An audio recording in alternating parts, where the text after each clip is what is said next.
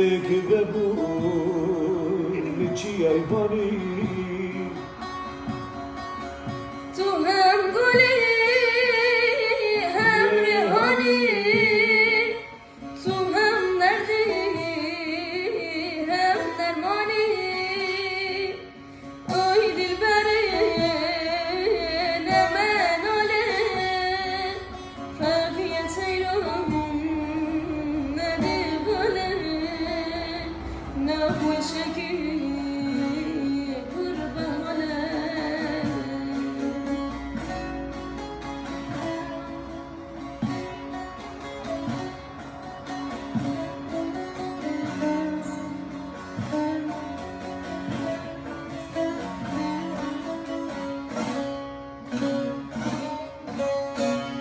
Barak gidek gene İmran.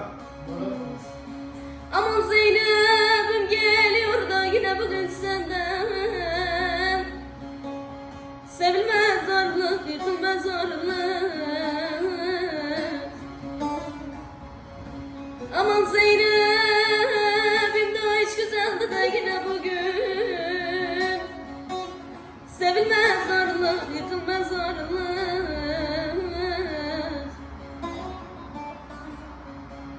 Aman Allah Zeynep'im, Allah Zeynep'im, Zeynep'im, Zeynep'im, Zeynep'im.